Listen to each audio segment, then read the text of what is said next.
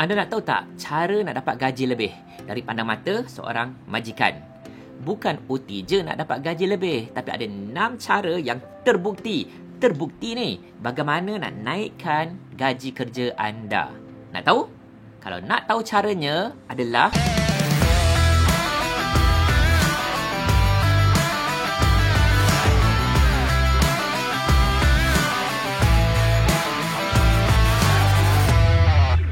sebelum saya ceritakan cara nak naikkan gaji anda, saya kena bagi tahu dulu. Setiap pekerjaan dan keadaan adalah berbeza.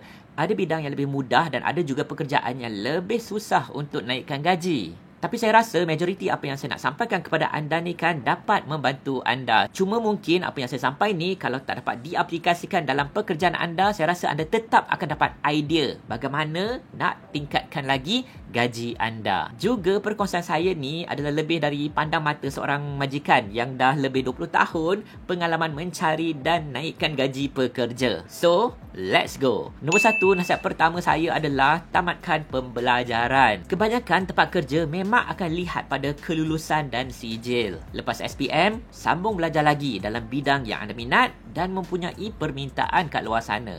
Jangan terus cari kerja. Saya tahu viral baru-baru ni kan 70% pelajar memilih tak nak sambung belajar selepas SPM. Alasannya adalah kalau ada sijil pun bila dapat kerja gaji tetap rendah.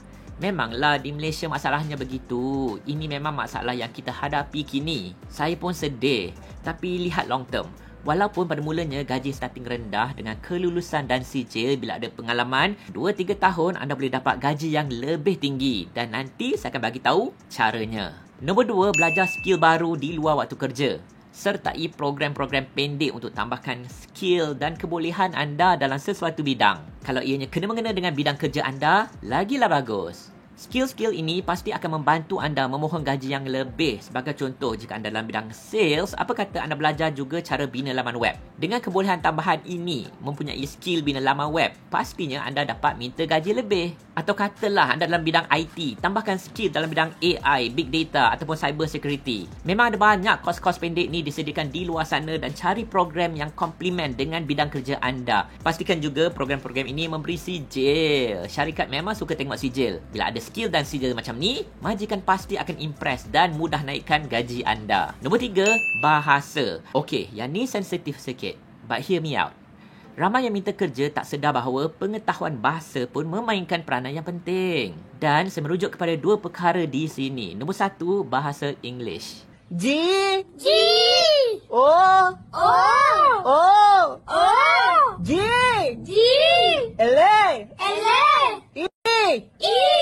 Gulu. Nah, mungkin bagi sesetengah kita ianya tak adil, tapi inilah hakikatnya market pekerjaan di luar sana. Mereka yang fasih English akan lebih mudah dapat peluang kerja dan minta gaji yang lebih. Tengok je syarikat-syarikat kat keliling anda atau mungkin tempat anda kerja. Betul tak? Mereka yang fasih English ada lebih banyak peluang. So brush up your English. Bahasa ni boleh belajar dan praktis. Contoh macam saya ni, saya tak faham pun bahasa Arab. Tetapi English saya boleh tahanlah juga. Dan saya dapat banyak peluang di luar negara juga. Dan satu lagi adalah bahasa dari segi bahasa tambahan. Kita di Malaysia, masyarakat berbilang bangsa dan bahasa. Boleh tak anda belajar bahasa Cina? Atau bahasa India? Ataupun boleh tak saya belajar bahasa Arab? Sekiranya anda berkebolehan beberapa bahasa, ini juga dapat membuka lebih banyak lagi peluang dan membantu anda meminta gaji yang lebih tinggi lagi. Isu bahasa ni kurang dibincangkan sebenarnya. Mungkin ianya dilihat sebagai sesuatu yang sensitif. Tapi saya rasa anda pun faham dan boleh nampak keadaan ni, betul tak? Kenapa mereka yang fluent English dapat gaji lebih? Dan pernah tak ada nampak iklan kerja tulis perlu tahu bahasa Mandarin?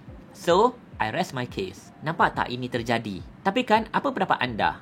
Adil ke? Cuba kongsi kat bawah. Nombor 4, pastinya konsisten dalam kerja dan dapatkan tanggungjawab yang lebih. Tentunya majikan suka pekerja yang konsisten dan yang bertanggungjawab. Kalau boleh, anda minta tanggungjawab yang lebih dan be very good at your job. Sesetengah orang, bukan anda, mempunyai mentaliti ni.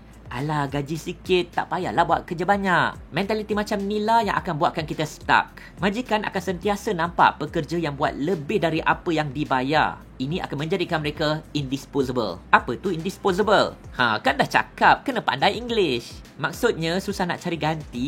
Di mana kan ku cari ganti? So, sebelum anda minta tambah gaji, pastikan anda lakukan lebih dari apa yang disuruh. Jadikan diri anda indisposable. Dalam keadaan kini pun, majikan susah nak cari pekerja yang terbaik. Pastinya mereka akan sukar lepaskan pekerja yang indisposable ni. Nombor 5, keep track of apa yang anda lakukan dan pencapaian anda. Memang majikan akan suka melihat dan nampak anda buat banyak kerja dan rajin. Mereka akan nampak etika kerja anda. Tapi most probably mereka tak keep track setiap satu kerja anda dan pencapaian anda. Sebab mereka pun mungkin ada ramai pekerja yang lain. Tugas anda adalah untuk keep track dan rekodkan pencapaian anda. Tulis dan rekodkan kesemuanya. Kalau ada pencapaian kerja yang besar, lagilah bagus. Semua ni adalah alat ataupun senjata anda ketika performance review nanti untuk naikkan gaji anda. Dan nombor 5, minta tambah gaji yang setimpal. Bila tiba masanya, minta tambah gaji. Jangan berungut seorang je. Mungkin selepas kerja setahun ataupun 2 dan anda rasakan anda dah lakukan yang terbaik dengan track record yang bagus, masanya untuk minta gaji anda direview semula. Sebab itulah anda kena keep track tadi. Jangan lupa kongsikan juga skill-skill tambahan yang anda kumpulkan sepanjang setahun 2 tu. Dan katalah anda dah minta tapi tak dapat naik gaji. Macam mana?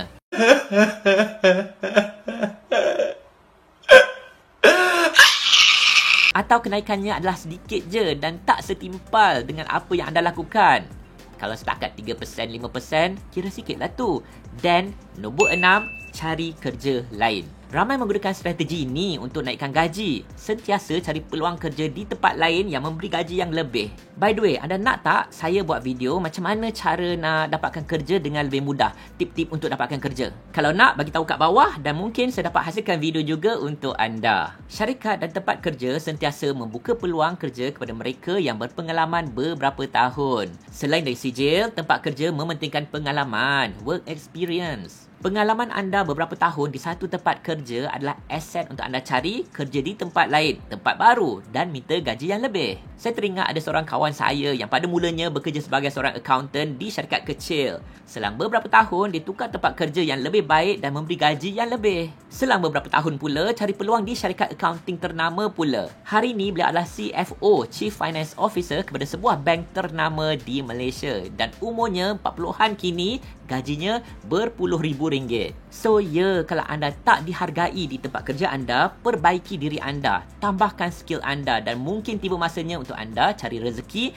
di tempat lain yang lebih menghargai anda. Dan itulah hakikatnya.